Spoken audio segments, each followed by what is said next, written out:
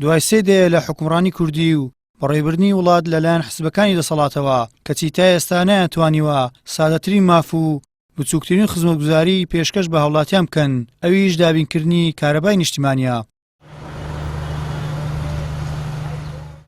حکوومەت سەرباری جێبەجێ ئەرکەکەی چاوی لەوێ هاوڵاتیان لە کاتی خۆی و بەبەردەوامی پارەی ئەو چەند کاتژمێرەکەمەی کارەبای نیشتیمانی کە پێی دەدرێت بدات.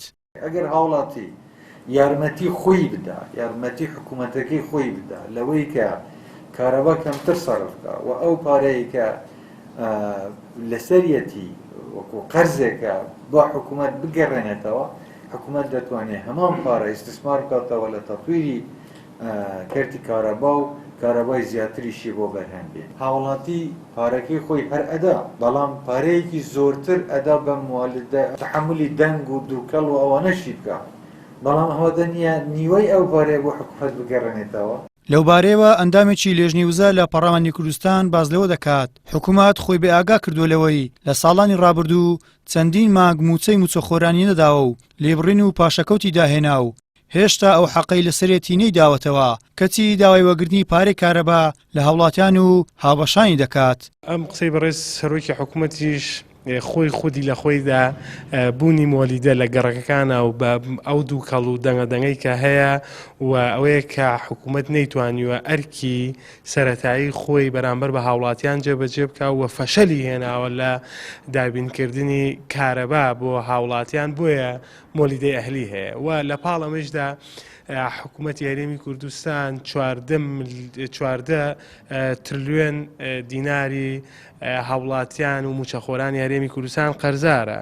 ڕۆژنامەنووسێک پێی وایە هەبوونی کێشەی کارەبا بە بەردەوامی دەرخەری ئەو ڕاستەیە کە سێکتەری کارەبا وەکو تەواوی سێکتەرەکانی تری حکومی شکستی هێناوە لەوەی بتوانێت ئیدارەیەکی ڕێکی حکوومەت و خزمەتگوزاریە سەرەتاییەکان پێشکەش بە هاوڵاتی بکات.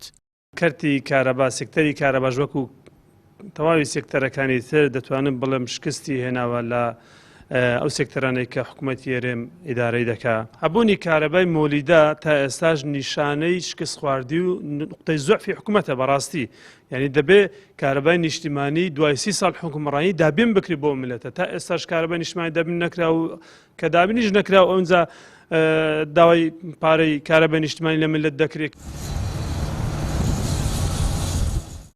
سەرباری هەبوونی دوو زۆر کارەبا بەڵام وەک پێویست خواستەکانی هاوڵاتیان بە تەواوی پڕناکاتەوە. هەبوونی مۆلیدا لە گەڕەکەکان جگا لە پیسکردنی ژنگەی شارەکان سیمایەکی ناشرین نیشان دەدات. ئەمەش وەک چاودێران باسلیەوە دەکەن دەرخەری شکستی حکوومەتە لە دابین نەکردنی کارەبای بەردەوام و نیشانەی نەبوونی پلان و ڕاستی شکست خواردووی بە ڕێبردنی حکوومەت دەردەخات. گەیلان سابیر، کەناڵی ئاسمانی پەیام، هەولێر.